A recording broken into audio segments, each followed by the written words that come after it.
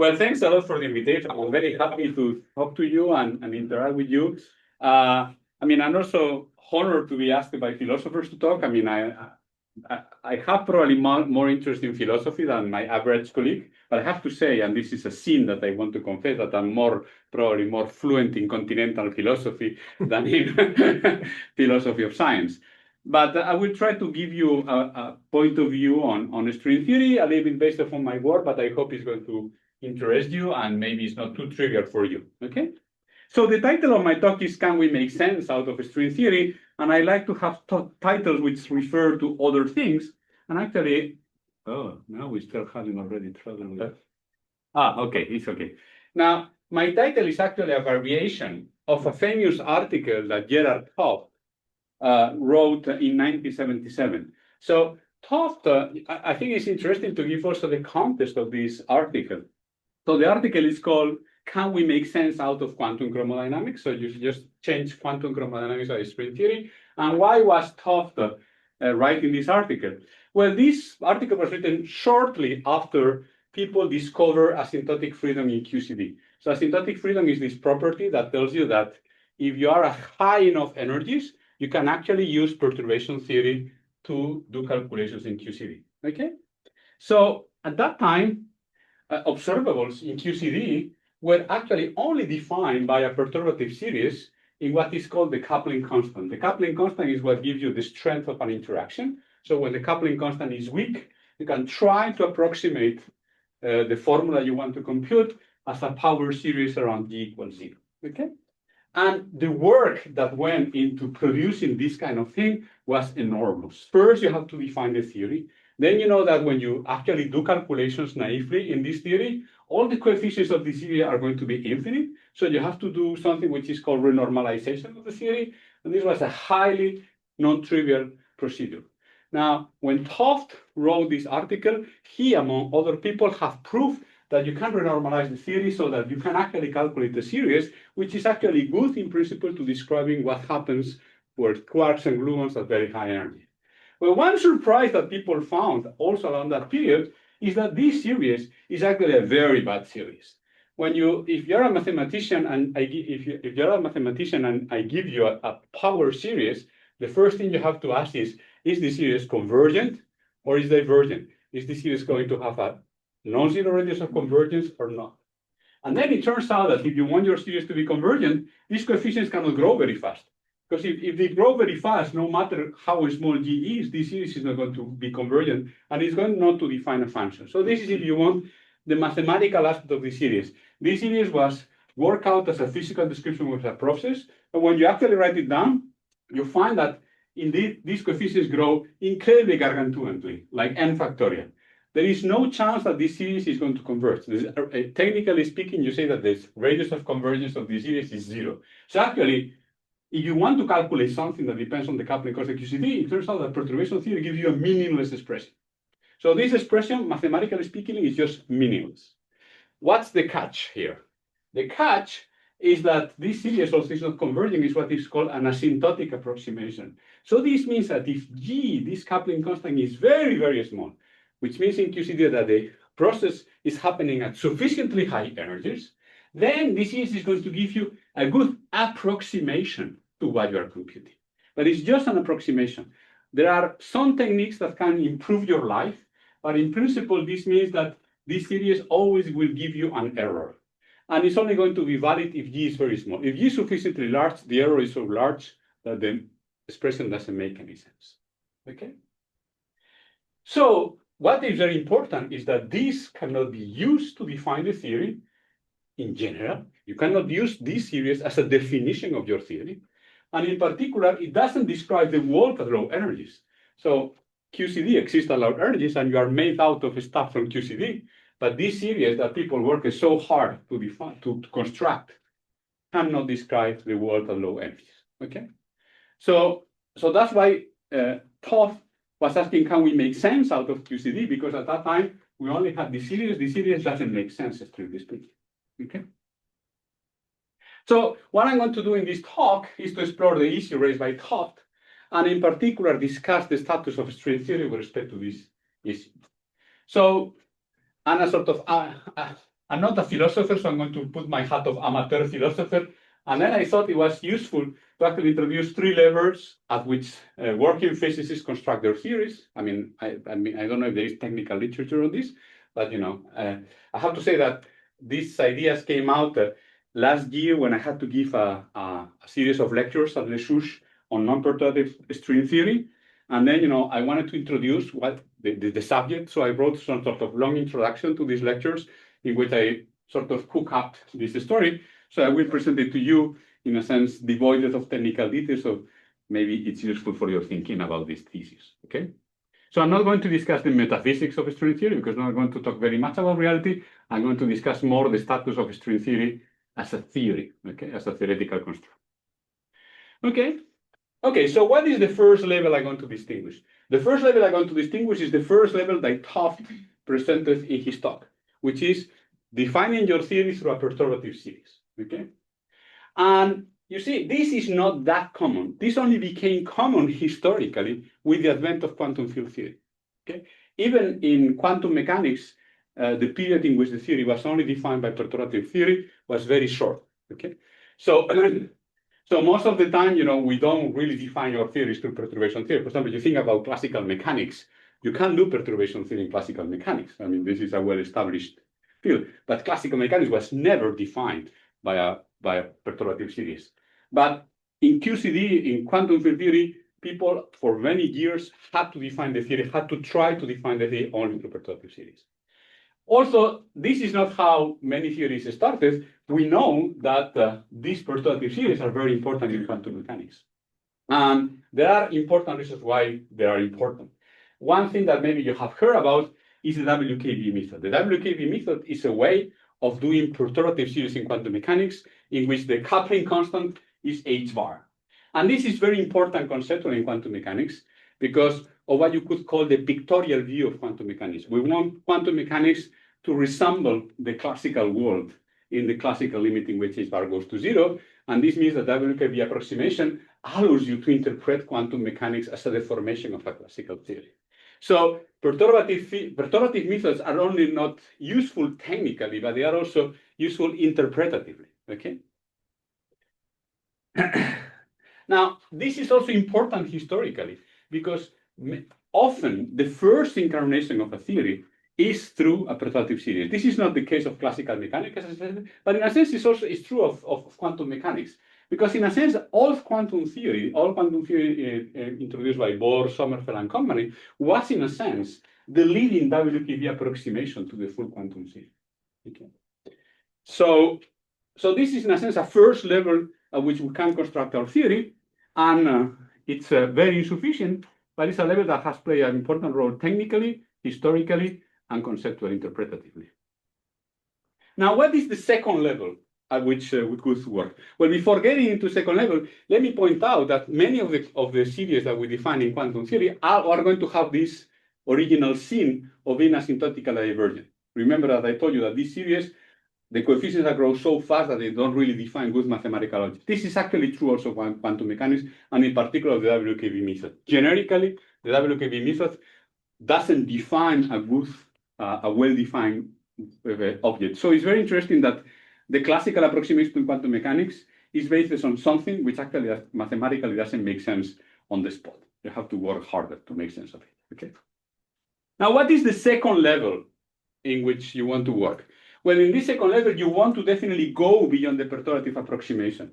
And this is what I'm going to call an operational non-perturbative definition. Non-perturbative means that you go beyond perturbation theory, and operational means that it's not necessarily backed by rigorous theorems, okay? So this means that you are able to go beyond perturbation theory, at least practically. You are able to compute things practically through this method. And then usually when you have an operational non-perturbative definition, you can recover perturbation theory as an approximation method, okay? Now, the simplest example of this is actually standard quantum mechanics.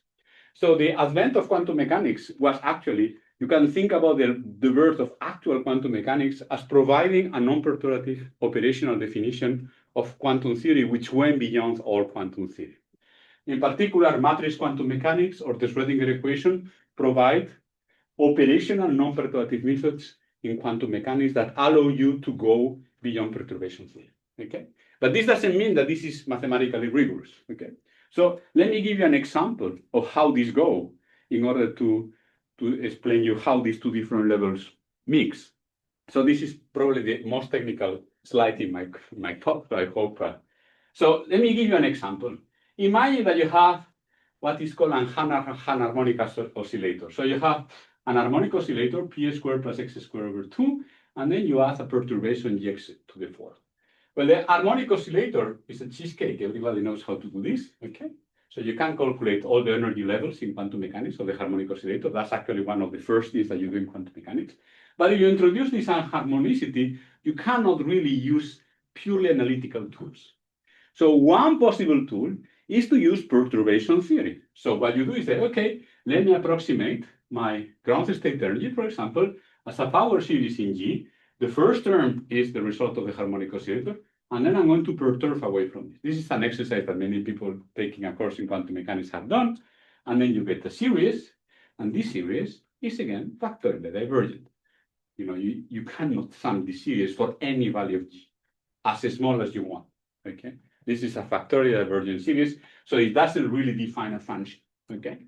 This doesn't mean that it's completely useless. It means that if G is small enough, it's going to give you good approximations to the ground state energy, which are going to have some error, okay? You can improve these with resummation techniques and so on. This would take us in some other direction, but it's something that you could do. But on the face of it, this perturbative series is definitely not enough to give you a precise answer. However, what was the importance of matrix quantum mechanics? With matrix quantum mechanics, which is a fully developed theory that was invented by Heisenberg, Jordan, and Max Born, you can actually do something completely different. You can actually construct a matrix out of this Hamiltonian. Okay, you just sandwich this matrix with useful states that could be, for example, the states that solve the harmonic oscillator, the eigenvalue of the harmonic oscillator, and then you would get an infinite matrix. This is not very useful, but you can just truncate the matrix to a finite size, calculate the smallest eigenvalue of this matrix, and as the matrix becomes larger, this eigenvalue will become the ground state energy. And here you are not going to make errors. As the size of the matrix becomes bigger, you get the actual ground state energy. And this is how most people do actual calculations in quantum mechanics. So what I want to emphasize here is that matrix quantum mechanics gives me something that is definitely goes beyond what you can do in perturbation theory. Okay, and this, in a sense, everybody knows. But what is going to be interesting is that in quantum field theory, we won't have this situation, and in string theory either. Okay. Another thing you can do, you have the Schrödinger equation, you can do numerical integration, and again, you will have a precise determination of the ground state energy. It's very interesting, for example, if you read the first paper of quantum mechanics by Heisenberg, and the first papers, the first two papers, the one by Heisenberg and then the sequel by Jordan and Born, one of the first things that they do is to develop perturbation theory from matrix quantum mechanics. And you already see that if you push perturbative series of quantum mechanics long enough, you will get corrections to the WKB method. So this is actually an interesting way in which you see that having a non-perturbative operational definition allows you to go beyond, the semi-classical picture of quantum mechanics. So this was totally crucial for the construction of the theory. So this is what I call operational, because you see, we don't really know much. I mean, this method, for example, is a little bit heuristic. I take a matrix, I take it to infinity, the size to infinity, I get eigenvalues that are going to converge, they're going to give me something precise. I don't have any theorem that guarantees me that this is going to work, right? But it just works. And if, in a sense, much work is needed if you want to really know, for example, that the ground state energy of a quantum system is a well-defined function, say, of the parameters of the system. This is, proving that something is really well-defined by a theory requires a lot of mathematical ingenuity and a lot of mathematical work. But still, most of physicists do not really care so much about it, right? I mean, as long as you have an operational, non-perturbative approach that allows you to compute things with arbitrary precision, as long as you have enough computing power, That's okay, you know. And most of physics lives in this operational non-rigorous level. Most of the history of physics is producing operational non-productive definitions of your theory. You don't, most of the time, we don't really need mathematicians that come after us to tell us, oh, yeah, this is actually well defined. You know, you shouldn't worry. I mean, we're not going to lose sleeping hours because of not having the right theory, right? But it's always good to have theorems, okay? And the third level at which you can be is what I would call a rigorous non-productive definition. This is, in this level, you have a rigorous mathematical definition of all observables of your theory, of all things that you want to measure and that you want to compute to compare to experiments. And there, the observables will be actual functions of all the parameters of the theory, coupling constants, etc. So this is the third level. And once you have this level, you can go back to the operational approach and you can go back to the productive series. For example, mathematicians have proved that if you take this Hamiltonian and you do this, you take this matrix of larger and larger size, indeed, this is going to converge to the right ground state energy. Okay, so this is actually well defined. Physicists have used this, they use this all the time, but mathematicians have come with a theorem that guarantees you that this is okay. And moreover, from that mathematical construction, you can even prove that this series, although it doesn't make sense, is a good asymptotic approximation. In the sense that if G is small enough, this is going to give you a good approximation to your theory. So at this third level, you really have total mastery, okay, in the sense that you can go to this operational level in which you don't do perturbation theory, so it's okay.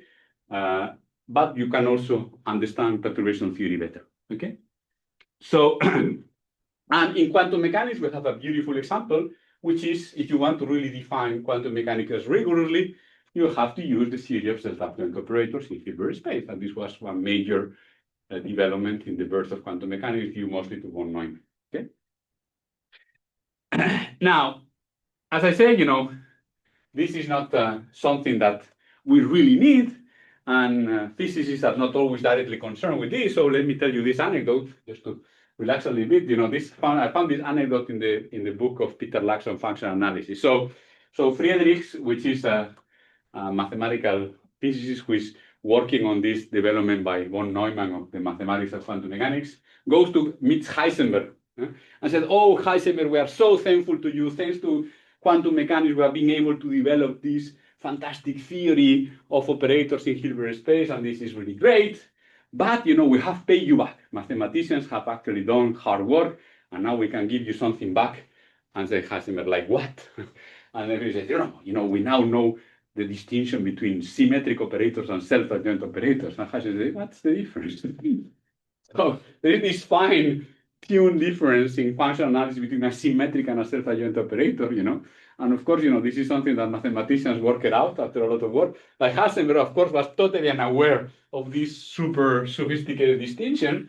And, you know, they didn't actually, was not an obstruction for Heisenberg to invent quantum mechanics. So we have to sometimes be thankful to the mathematicians, but also keep a little bit our independence. So don't be so much impressed by them, okay? Okay, so what happens in quantum field theory? Now, in a sense, it's actually funny that if you look at the development of quantum field theory, most of the development of this theory in between 1940 and 1970 was to actually show that quantum field theories lead to well-defined perturbative series. And this took 3 Nobel Prizes, so Feynman, Schwinger, Tomonaga, Toft and Bellman, and Gross, Politzer, and Wilczek. Okay, so these are 3 Nobel Prizes which were given to people who actually show that perturbation theory in quantum theory is essentially well defined. Okay? Maybe, you know, with some additional things for QCD, for the Nobel Prize of Gross, Wilczek, and Politzer, but already this took a lot of work. Okay, so, and what is funny is that the development of quantum field theory was slightly different from other theories in the sense that people immediately worship on this thing And well, there were, I mean, I'm simplifying life a little bit as usual. I mean, there were other approaches to quantum field theory, like the S-matrix approach and so on. But in a sense, the dominant paradigm in quantum field theory until late in the 70s was the construction of a perturbative series, just to show that the perturbative series was well defined. And this is what allowed all these breakthrough calculations in quantum electrodynamics, breakthrough calculations in quantum chromodynamics, and so on. But as I said, the series that we obtain in this way are typically factorially divergent, are not really well defined, and they only define the theory approximately and in special regimes. Okay. For example, you want to do perturbation theory in QCD, you have to be at very high energies because this is where G, the coupling constant, is going to be very small. Go to low energies, essentially this perturbative series essentially doesn't make any sense. And this is what worried Toft. Okay, Toft was worried about that. So Toft actually wrote this paper trying to see, in a sense, indications in the perturbative series of things that went beyond that. Okay, that's a very interesting topic. I'm not going to deal with that in the talk, but this is, in a sense, what he wanted to do. Now, of course, now we know that we can do better than that. Okay, we can make sense of quantum field theory by using additional stuff. Okay, so if you want the first level I defined before, this first level of perturbative series is actually well established in quantum field theory. The question that we can ask now is, can we go to the next level? Can we go to the level of non-perturbative operational construction? And actually, there are actually two techniques that have been very useful in that. One that, in a sense, two techniques that told us that indeed there are more things in quantum field theory than just these perturbative series, that there are things which go beyond perturbative series. And one of the techniques was the one-over-n expansion. If your quantum field theory has a large number of fields or ingredients in it, you can take a very different limit in which this number is very large. And actually, you can actually see by doing this, you can actually convert part of the perturbative series into a function. So the good aspect of this method is it actually gives you functions very often. And when you look at these functions, you see that they give you the perturbative information, but they give you additional information on top of what is in the perturbative series. Okay, so it's clear that there is more in quantum field theory than what is coming in the perturbative series. And another method in which you can do this is something which is called integrability. Some quantum field theories have so many symmetries that you can solve them with different techniques. One of these techniques is called the Bethe-Ansatz. And when you look at the Bethe-Ansatz approach to quantum field theory, you also see that there are more stuff in it than perturbative series.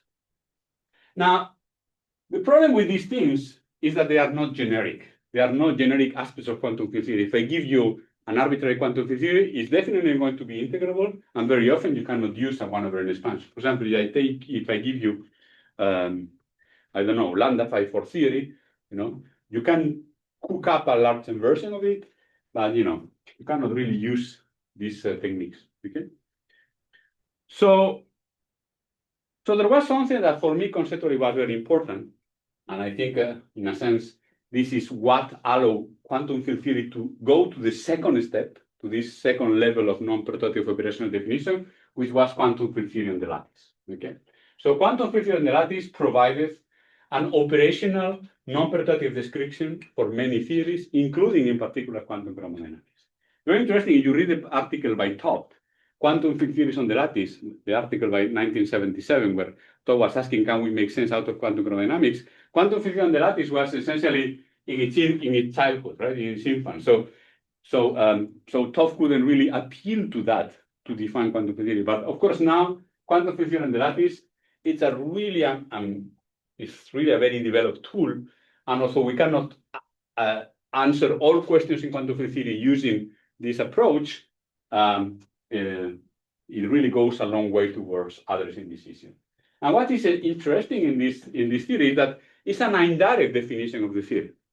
And I think this is interesting that in order to define a quantum field theory in the continuum, you cannot just, it's very hard to use the original ingredients of the continuum theory. You have to do something very tricky. You have to find a discretized version of your theory in finite volumes. So this means that assuming that the universe is not continuous, is discretized, so the space is discretized, and on top of that, that the total space that you occupy is finite.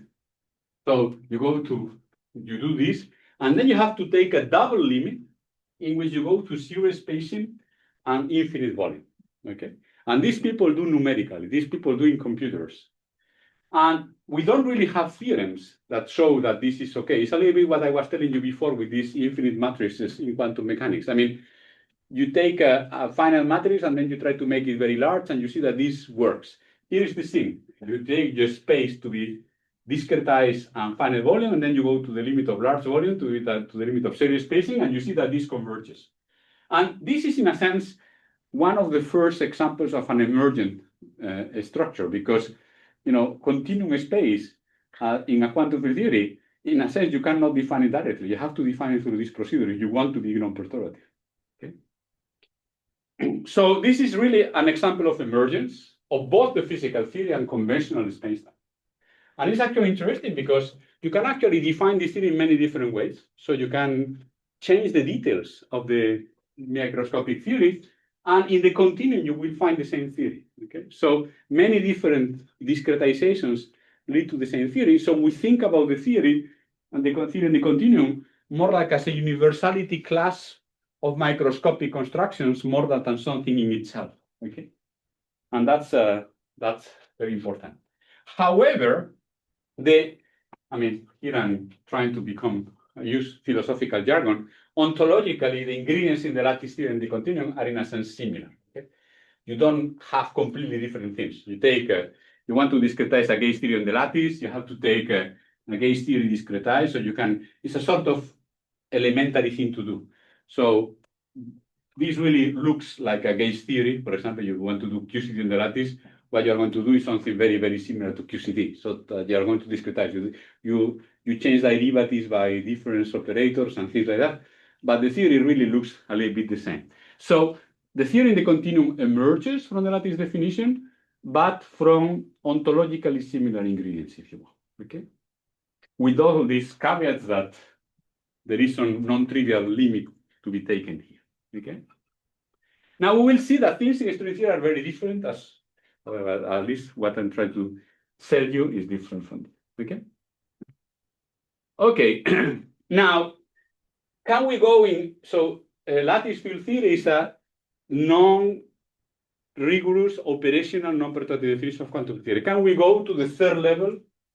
And this is actually something that mathematicians have been trying to do for a long time. This is the goal of constructive field theory. Constructive field theory is really the construction of quantum field theories in a way which is completely rigorous and which can define everything non-perturbatively, everything beyond perturbation theory. All observables are well-defined functions and so on. But this approach is very hard, and the success has been very limited. Perhaps in 200 years, this has been achieved, and then, that's fine. But we still need to do quantum field theories in an operational approach and not in a non-rigorous approach. For example, most of the successes of this constructive field theory have been quantum field theories in 2 dimensions, or quantum field theories which are sort of special. I mean, we cannot do this in a generic field theory. Okay, mathematicians have done a lot of progress on this, and they are to be admired for that.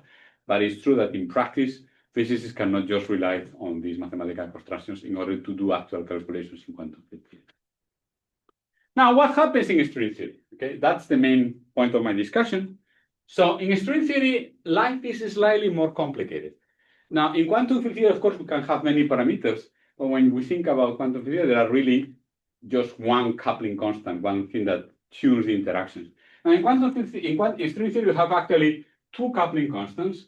One is the length of the strength, and the other is the strength of the interaction of strings. Okay, so I'm going to call this LS, and this is GS. Okay, this is really what is more similar to what happens in quantum field theory. This tells us how intensely a string interacts. The strings only interact by splitting or joining, and every time a string splits or joins, you will have to put this factor there.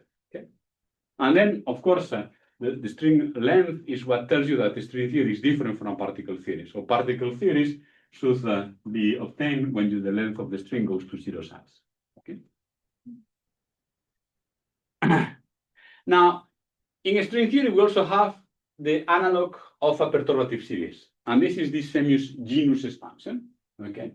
Because if you want to organize the perturbation theory, remember that, I don't know you remember, but many of you have heard about Feynman diagrams. We organize perturbative expansions in quantum physics in terms of diagrams. In quantum physics, these diagrams are, in string theory, actually, these diagrams are very similar, very simple. But what is important is that you will have typically an expansion in this coupling constant, which is the same one. It's very similar to the coupling constant expansion you have in quantum chromodynamics. In that sense, string theory is very similar to other quantum theories. You just do a perturbative expansion, and then when the string coupling constant is very small, you will be able to use this approximation. If string coupling constant is large, well, you will actually have to think a little bit more about it. Okay. Now, I'm not going to discuss the dependence on the string length, this other coupling here, because there are many examples, at least the ones with which I'm familiar, in which this is not really the source of most troubles. The source of most troubles is the same as in quantum field theory, how to make sense of this expansion in the string coupling constant. Now, it turns out, remember that the original scene of all these series, that they are factorially divergent, have zero radius of convergence. This is actually also the case in string theory. Even in very simple models of string theories, models in low dimensions and so on, this is the case. This expansion is factorially divergent. So, the main point of string theory is that the original definition of string theory is just a prescription to describe this perturbative series, to construct this perturbative series, order by order in the coupling constant. And that's very interesting.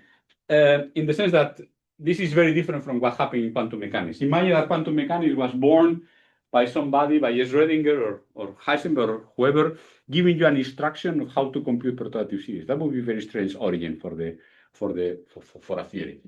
In quantum field theory, it's actually not that different. We have something a little bit better. We have an axion and and Lagrangian that you can quantize and so on. But at the end of the day, quantum field theory reduces very often, not always, but very often, and in many cases, to this calculation. String theory is actually a theory in which this perturbative construction is the definition, the original definition of the theory. So, in the language that I'm using now, string theory is only defined at this first level that I mentioned before. Okay. And as I said, this is not so surprising because in many senses, this was the situation for QCD in the early 70s until lattice field theory took us to the next stage. So in a sense, what the string theorists have tried to do is to actually catch up with this lattice field theory upgrading of quantum field theory. They have tried to find a way to define the theory beyond this original definition through perturbation theory to find an operational non-perturbative definition. Okay. And this has been very hard. Sometimes string theorists have tried to mimic the logic of lattice field theory. They have discretized the string to try to see what happened. And this, for example, led to many interesting developments in the early 90s. But what I will now try to argue is that holography is providing us an operational non-perturbative formulation of string theory. Okay. I will try to emphasize the difference and the similarities with this lattice field theory approach. Okay, let me summarize. So as I said, I distinguish three different levels: perturbative, non-perturbative operational, non-perturbative rigorous. And then, in quantum mechanics, the first level will be WKB, or stationary perturbation theory. The second level is matrix quantum mechanics as it was originally formulated in the 20s. And then there is this third level in which we use all the power of operator theory in Hilbert space. Now, in quantum field theory, the first level is a normalized perturbation theory. So you see, it's really already much more important than in quantum mechanics because this has taken more space. And then the second level would be lattice field theory. In some cases, in some special cases, you can do all these things. And then, the rigorous non-perturbative thing is much less developed, okay, in quantum field theory than in quantum mechanics. Here it will be constructive field theory. Now, in string theory, this is this genus expansion. So this is something that we know how to do.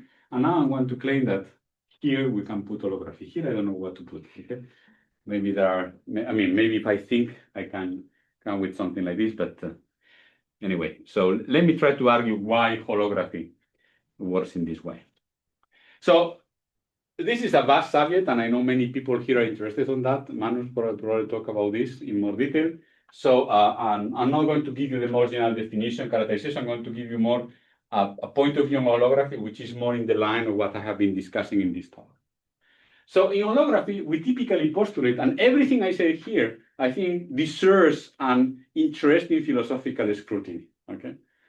So for example, I talk about here correspondence, and I put this into quotation marks because what is this correspondence, what does this mean? I think this has to be scrutinized philosophically, okay? So this is a correspondence between a quantum gauge theory, typically of Yang-Mills type, and a string theory. Now, a gauge theory of the Yang-Mills type, let's say that it has gauge group UN, has two parameters. One is the coupling constant, which is this coupling which we were doing these expansions, and the other is the rank of the gauge group N. N, if you want, is the number of components of the series. Okay. Now, holography postulates that actually these things are going to correspond to things in string theory. So there will be a correspondence between this type, Yang-Mills type theory, and string theory in which these parameters are related. And not surprisingly, the coupling constant of the gauge theory is going to map to the string coupling constant. And then we have something very peculiar, which is the top coupling is a combination of these two couplings that is going to map to something also a little bit special, which is the characteristic length of the string theory divided by the string length. Remember that the string theory has two coupling constants, so we have to be able to map to two things. This is slightly more complicated than what I said before, but for the discussion I want to focus on is not, it's not so different from a standard quantum theory. I will mention that later. One thing which is important, however, is that this correspondence seems to work only well when the string theory has a characteristic scale. That's actually very strange because, for example, many string theories do not have a characteristic scale. String theory on flat space doesn't have any characteristical scale. So that's why, in order for this correspondence, you have to, in a sense, assume that the size of your universe has some intrinsic parameter. That's why, for example, all these ADS spaces have been very important in holography because ADS spaces have a radius. So you have a length from which you can construct, by dividing by the string length, some dimensionless parameter with which you can play, okay?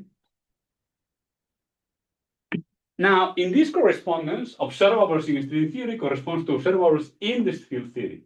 And what is more important is the problem of how to go beyond the perturbative series. Now, the perturbative series in string theory, which is this genus expansion, corresponds to what is called the top 1 over n expansion in the gauge theory. Okay, so there is a correspondence between the perturbative series. But what is interesting is that the top 1 over n expansion in the gauge theory is just the expansion of a function.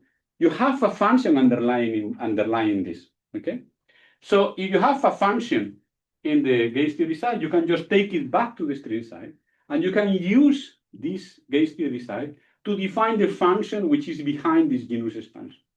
So you can use this as a non-perturbative operational definition of the string theory. So this is more than a duality, and I think with Chris we had a discussion about this when I came to your department to give a talk, and indeed is more than a duality, because in string theory you cannot having a duality means that everything that is defined on one side is defined on the other side. You have a full correspondence between these things, but it's just false that in string theory we have a good definition of everything. We don't really have a definition of things beyond the perturbative series. So, in a sense, the gauge theory side is giving you a well-defined function that you can use in string theory. Okay, so that's the main point. So the gauge theory is better defined than the string theory because we could, for example, use lattice field theory if needed in order to define it, okay? Or in other cases, you can use other ingredients. And then you use this, we translate this to the string theory side, and then we use this definition to improve the definition of string theory. Actually, it's surprising how badly defined is string theory. Even calculating perturbative series in string theory is extremely hard. So often, the gauge theory side is infinitely better defined than the string theory side. So holography gives a operational non-perturbative definition of string theory through this non-perturbative definition of the dual field theory. And this is in a sense like lattice field theory. You could think about holography as telling you what is the lattice field theory construction of a string theory, but in contrast to what happens in quantum field theory, the ontological ingredients of these two, of the string theory and the gauge theory are very, very different. Even the dimensions are different. Remember, in lattice field theory, there is something like an emergence of a continuum field theory. You have to start with something which is different.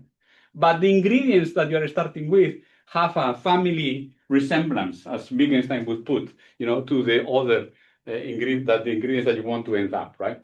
But here is totally different. There is no family resemblance at all. The gauge theory might, for example, in standard large chain dualities, in string theory, you might have a string theory in 10 dimensions and a gauge theory in 4 dimensions, or a string theory in 11 dimensions and a gauge theory in 3 dimensions. So even the dimensions are totally different.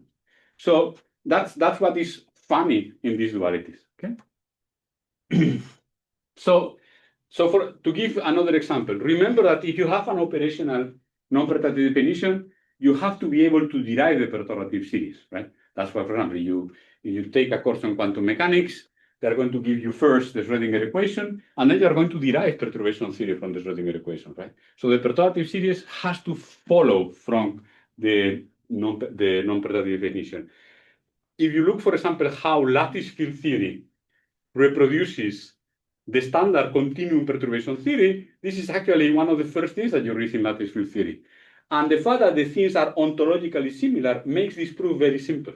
What you do in lattice field theory, you construct lattice perturbation theory, and then you show that the double scaling limit, that this double limit of the lattice field theory at the level of perturbative series matches on the nose the perturbative series in the continuum. Actually, proving that the perturbative series of the lattice gives you the perturbative series of the continuum is much easier than proving the full equivalence of the theory. Right? I mean, that's working order by order in perturbation theory is a formal calculation. It's very simple. It's much simpler than really proving that this scaling limit in lattice field theory actually works. However, in holography is totally different. The fact that the 1/n expansion of this field theory, the fact that the perturbative expansion, for example, of the field theory matches the genus expansion of the string theory is a very highly non-trivial mathematical fact. Because, in particular, the 1/n expansion in quantum theory is not so easy to obtain. It's very different from what happens in lattice field theory, in which the weak coupling expansion is very easy. The 1/n expansion of the theory is very hard. And there is a whole industry of people doing this test of holography. What is a test of holography? A test of holography is typically showing that you start with the gauge theory, which has a non-perturbative definition. You extract the 1/n expansion of this theory, which is this expansion a la tau, which is slightly more complicated than the perturbative expansion, and then you show that it agrees with genus expansion of string theory. But actually, people don't even go so far. Usually, you don't verify very, very many terms in the expansion because this is very hard. Usually, people just verify that the leading order, the WKB approximation of a string theory, is reproduced by the gauge theory. And actually, it's even worse. In practice, in actual practice, if we are serious and we are honest, the string theories do not really know very much about how to calculate higher orders in perturbation theory. So very often, it's not only that the field theory side gives you a way to define the theory, it even gives you a way of constructing the perturbative series. I mean, in terms of complexity. Huh? So in principle, you can actually define the string theory perturbative series, but in practice, it's very hard to deal with that. So these dualities are really not much more than dualities, are ways of actually defining the theory non-perturbatively from the gauge theory dual. Now, I think I'm going to stop here. I wanted to give you an example coming from my own research, but I think now I have already talked 45 minutes. So I think maybe if you have questions, it's better to go for questions. This is a little bit technical. I just wanted to show you that because I think I read some, in preparing for this conference, I read some papers by philosophers, and I think philosophers, at least the ones that I read, I mean, I don't want to generalize. Some people I read, some philosophers I read, are not sufficiently aware that the perturbative series are really ill-defined, okay? So perturbative series in quantum physics and string theory are factorially divergent, and they are not well defined. And even we have a strong-weak duality, these series are still ill-defined. So the way strong-weak dualities, for example, we can discuss about it later if you want, do not really solve this problem. I mean, they make you really have, in order to solve this problem, you have to really have a non-perturbative definition, an operational, at least an operational definition, and this is really slightly different from strong-weak dualities, okay? So let me skip this and go to the conclusions, okay? Now, as a theoretical construction, I think it's fair to say that this is kind of the original sin also of string theory. It's defined only at the level of perturbative series, and actually, as I said, in practice, we often only have access to the leading semi-classical part. For example, we know that the string theories at very weak coupling, at very large distance compared to the string coupling constant, are going to be approximated by supergravity, what is called supergravity. So, in a sense, supergravity is the old quantum theory of string theory. Okay, it's like the Bohr-Sommerfeld approximation to quantum theory, to string theory. Now, I think the most important step in going beyond this, in a sense, has been holographic dualities, because these really have provided operational non-perturbative definitions of the theory. And for example, if you use some of these dualities, you can really make sense of this series in string theory. I mean, without getting into technical discussions, but there are examples of dualities in which, for example, you can calculate the sum of this divergent series because you can relate it to something which is well defined. You can even calculate the sum of this divergent series. So, the dual allows you to actually do something that is mathematically impossible, which is to actually sum the series to a number, to an actual number. So this is really something that you can do, and people have done that in very concrete examples. So we have very clear mathematical evidence that this is the case, okay?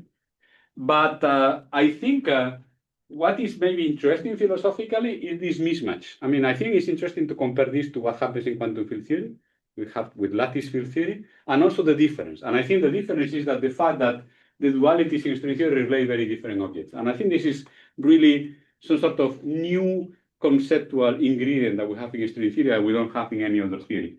That we define the theory by something which is very, very different from our original object. And this is why people have been fascinated by these dualities. I mean, you can be fascinated by the power of lattice field theory, but I'm not going to be fascinated by the fact that you discretize and you take a continuum limit. We have done this from ages, from Newton and Leibniz to define calculus, right? We have discretized things and then taking a limit. But in string theory, we do something very, very different, right? From the point of view of what are the ingredients of this duality. Okay. Now, these non-perturbative definitions are important to extract the implications of a theory in all possible regimes. Think about QCD. I mean, you really want to compute the mass of a pion, right? You cannot use the approach of the perturbative series. That just doesn't make sense. If you want to calculate the mass gap, the mass of for example, the mass of a glue ball in quantum chromodynamics, you will never be able to do that using perturbation theory. It's just impossible. Okay, so you have to have a definition of the theory which goes beyond the perturbative series. So you really want to test your theory at all scales and in all possible regimes, you really need to do this. So operational definitions of string theory could be important in confrontation of the theory with the experiment. Okay. Now here, and maybe different from my so you have heard probably many string theories saying, oh, if we have a non-perturbative definition of string theory, we'll be able to show that this is the right theory of the universe. Okay, there is an historical difference which I think is important to point out, is that QCD had the same problem. QCD didn't describe the world as low energies, right? But there was a regime in QCD which we knew was matching the real world. We knew that the QCD and weak coupling had something to do with the real world, because you could put the particles at very high energies in an accelerator, and then you would see the signals of QCD. This is not the case in string theory. The perturbative limit, the weak coupling limit, string theory and weak coupling, the world that the string theory and weak coupling describes is totally different from our world. Okay, it's 10-dimensional, 26-dimensional, supersymmetric. So this is really so far from our world that the kind of non-perturbative mechanism that we would need to correct for that would be enormous. So my own take is that the string theory is not a theory of everything, it's a toy model of everything. Give me anything in physics, string theory will have a toy model for it. It's a wonderful toolbox. It's like an IKEA catalog, okay? You go through it and, you have all kinds of things to furnish your mind, okay? But just for this is already a great thing to study. And I think conceptually, it raises many interesting topics. And I think that's why you are here. Well, that's so in spite of my sort of agnosticism concerning the metaphysical value of string theory as a theory of the world, I think this is still a thing to be taken very seriously. Okay, thank you very much.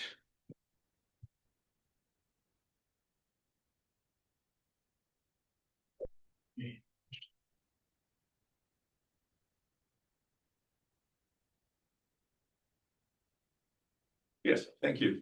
It's really, really fascinating. I have two, if I may, I have two questions. I think they're somewhat related, actually.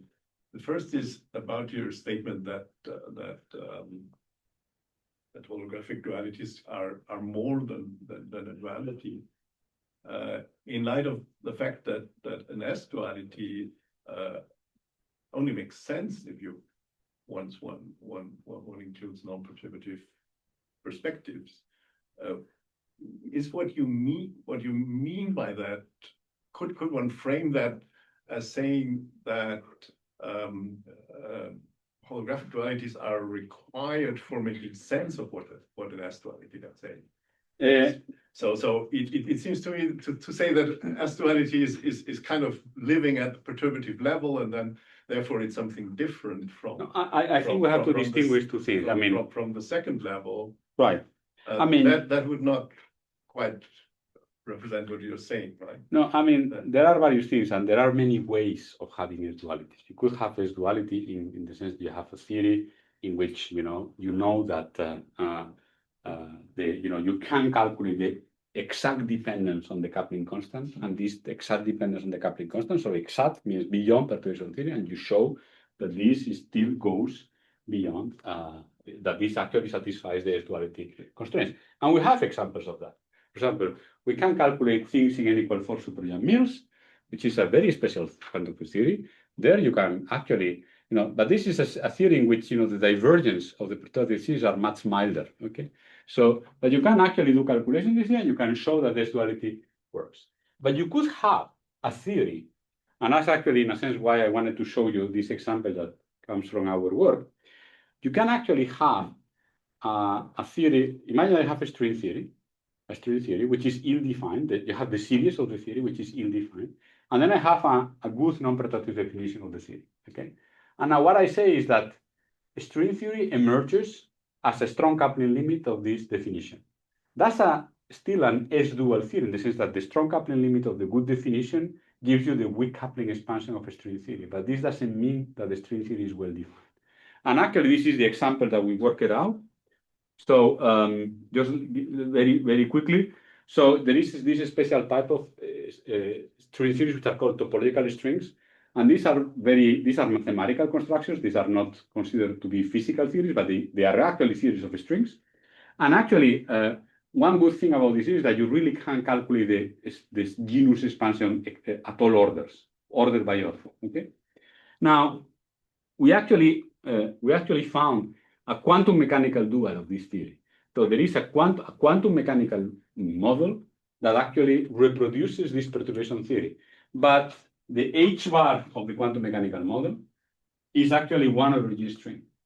So you can do a calculation with quantum mechanics, which is a function of H bar. And when you take the limit in which H bar is very large, this quantity will have an expansion, which is the small GS expansion of string theory. So this is a strong weak coupling duality, but this doesn't mean that the string theory is well defined. It's just that you are able to reproduce the weak coupling expansion of that theory by the strong coupling expansion of your other theory. And many examples of holography are like that. So you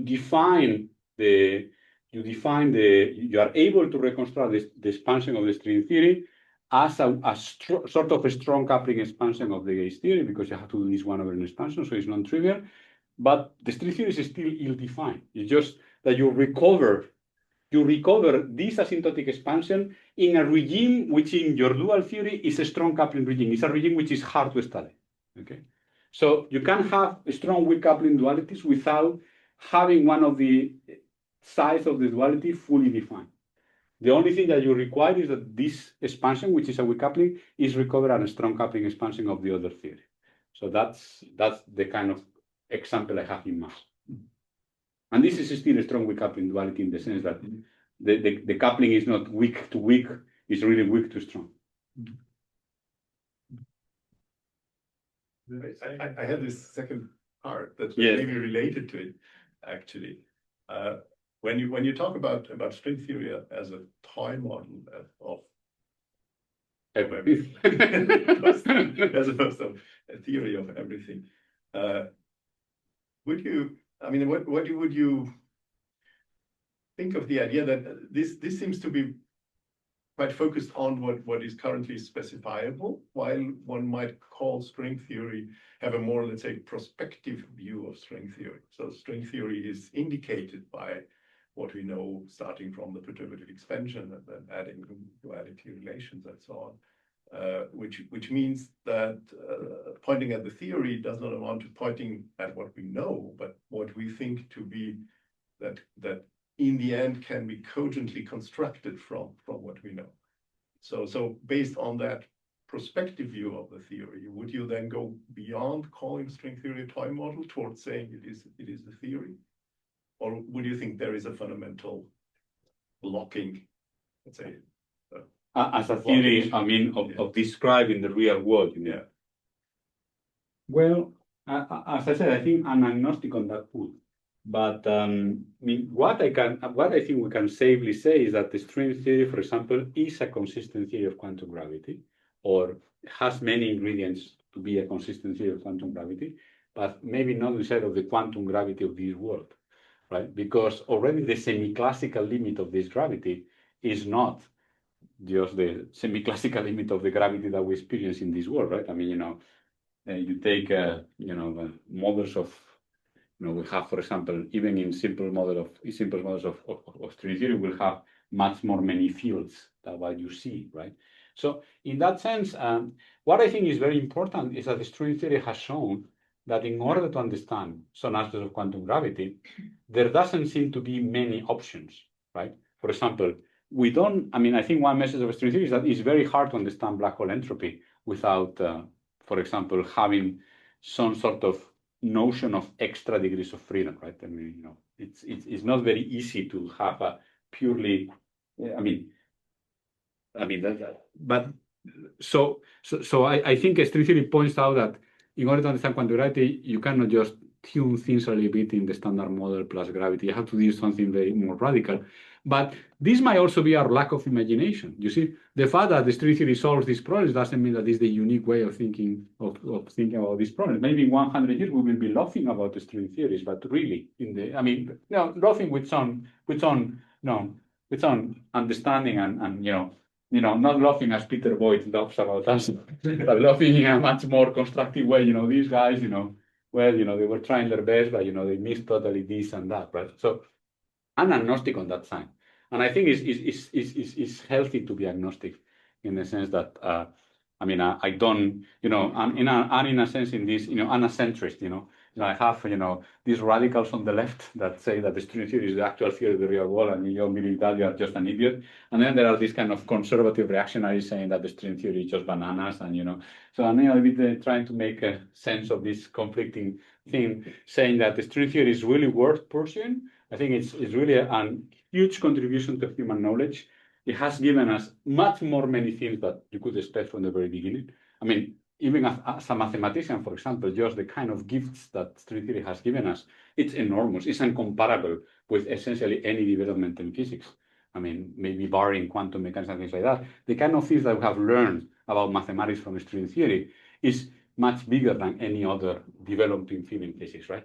So already from that point of view, I think it's very important. Now, Yeah, I cannot say that the string theory is just, as you say, these ingredients are pointing out to something real. I mean, I cannot still say it. I think I want to keep my agnosticism. It's not exactly that what I said. What yes, I suggested. but maybe It's I can saying something real, but a theory. Let's say a theory that is well determined by what. No, I mean, that's the true theory is another question. Well, in a sense, the problem that I addressed in that talk was in which sense string theory is well defined as a theory, right? And I think, I think this is interesting, but it also cannot become a way to avoid things, I mean, as I was saying, many people say, well, in string theory, we don't really know how string theory works as a strong coupling. We cannot rule it out, right? Well, I mean, that's not how you do things in physics, right? I mean, you have to show at some point that in some limit that you can work out, the theory is going to make contact with the experiment. And I think in string theory, we have done this, but in a very indirect way. We have shown that, we have mostly done internal checks that, that this is a consistent theory of quantum gravity. But I don't think we don't have that many direct confrontations with the experiment. Now there are some, I was reading recently an article by Kun Rumbafa who says that, now that we know that the cosmological constant is evolving, the only theory that actually fits that from, on the spot is a string theory. So this is already, but, so maybe this could change. That's why I keep my mind open. But I don't want to become one of these fundamentalists that, want to defend string theory at all possible. Yeah. Well, I mean, depends how much. My questions are very similar to Richard's. Just we are going to take a bit more time. So go ahead. They're poor cousins, really, in a way. So I was too a little bit disappointed about your conclusion. So if string theory is really just, to be a sort of a model, a toy model for a theory of everything, then I think we have to ask. This is not my conclusion. This was an aside. Or was it an aside? No, this was an aside. Yeah, no. The main conclusion, I see. The main conclusion is something different, but nevertheless, that's where you end up recommending. Yes.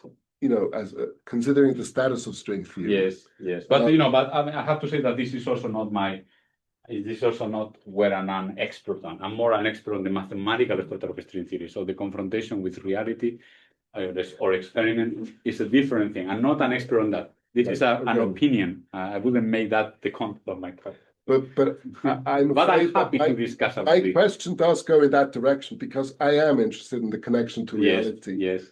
And the basis for your caution there was the fact that the weak coupling limit was giving us something that does not resemble our physical world. Right. If you compare this to, for example, what happened to QCD, that would be the same thing. Also, I would have to say also in the same, if I could play devil's advocate and say that if QCD was discovered 50 years earlier, maybe it could have been dismissed on the same grounds.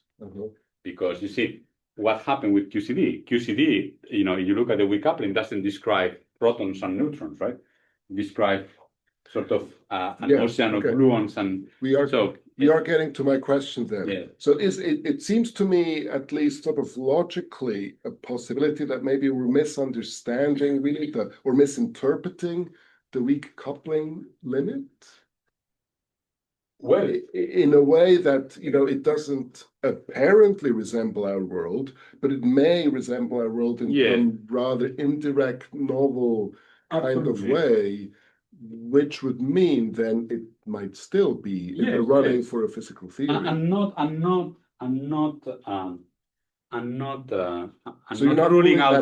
ruling that out. It is, since we are, this is a philosophy audience, this is like the provisional moral of Descartes, right? My provisional moral with string theory is a great toy model of everything, but this is just provisional, right? But there is still a potential that it's more than that. Absolutely, absolutely. Okay. And that's just what I said is that it's true that we don't really have a good. I mean, my analogy with QCD shows the limitations of the productive approach to string theory as well. And this is that we know that QCD in 1930 would have just had thrown in the garbage can because said this theory what are the you do a weak coupling analysis in the spectrum, you see something that you have never seen in your life, so go through the garbage can. And string theory also describes it. I think strings moving in 10 dimensions. We have never seen this to the garbage can. Maybe a strong coupling limit of this. But I think, humans also need finite horizons. So we have been promising that we will solve this problem, for many, many, many years, 50 years now. And you see, I mean, we have some, so at some point, but also I have to say that these are very hard problems. If a string theory cannot solve them, doesn't mean that if somebody else had solved them, we wouldn't be in this room discussing string theory, right? But these are, and this is what many critics of string theory do not understand, like, Sabine Hossenfelder or people like this, they don't really understand that these are very hard problems. The fact that we are not yet, sometimes it looks like string theories are, we're just having fun. I mean, it's not having fun. We're trying our best. We're also having fun, but we're trying our best with something which is extremely hard and that he doesn't know how to solve, nor other people, right? So that's something that we have to keep in mind. These are incredibly hard problems, probably among the hardest problems that scientists can actually address. So the fact that the length scale of our research projects is taking so much is not something to be dismissed. It's just that, we might just run out of steam at some point. We cannot, Right. But I'm still, I think also one of the things that you have to take from my talk is that precisely this, the weak coupling thing that for which you want to judge the theory is actually not a well-defined object, and it could have many, many things inside, right? Thank you. Maybe a short question, short Yeah, about the using holography to operationally string theory non-perturbatively. You are assuming that the duality still exists for all adult coupling and all n. Yes. And you don't have a non-perturbative description in the bulk of string theory. Absolutely. So is that justified? No, absolutely. But that's a very interesting question, Manus. And actually, what is interesting, you could ask the same question about lattice field theory. How do you know that the lattice definition of quantum field theory is actually the correct one for defining the theory beyond the weak coupling limit? You see, if I give you an asymptotic expansion, there are an infinite, this is a mathematical fact, if I give you a weak coupling expansion, there are an infinite number of functions that will have this asymptotic expansion. So the operation non-perturbative definition just, among all this infinite number of functions, just singles out one. And any non-perturbative definition that promotes an asymptotic series to a function will have to make such a choice. And this is the same thing for quantum field theory on the lattice. Nobody told you that this is the right definition of QCD in the continuum at say, a low energies. It's just you have to do calculations using lattice field theory and see that this actually reproduces well the experimental value, say, of the hadron masses, for example, which is something that lattice field theories are good at. In the same way, when I say that the duality, it actually defines string theory, I'm assuming this, but I could take this definition and twist it a little bit, add some exponentially small term, which is invisible in perturbation theory, and I will have a different definition, which would also match this thing. Okay? Now, I have oversimplified a little bit my talk because otherwise I would have to give many, many talks. We also know that we have some semi-classical evidence in string theory that are, say, extended objects and things like that, which also we know are going, I mean, here I emphasize very much this matching the perturbative series and so on. There are other ingredients. I mean, in a sense, in string theory, we know a little bit more than just the Genus expansion, right? We know that there are d-branes, that fortunately we can define, we can describe at least perturbatively with our tools, right? So there are more ingredients which actually, give a strong cut back into these holographic things, right? But it's still true that at the end of the day, at the end of the day, you will have to make sense of this perturbative series, which is really the only thing that the string theory can compute systematically. And then, then you will have to make a choice. And of course, we have physical arguments why this definition is natural, but I don't think we really can, say that this is the only definition. But as I said, I think lattice field theory, in a sense, has the same problem. Right? If you think about it, it's not obvious why this is the right definition. I didn't think Marcus one more time.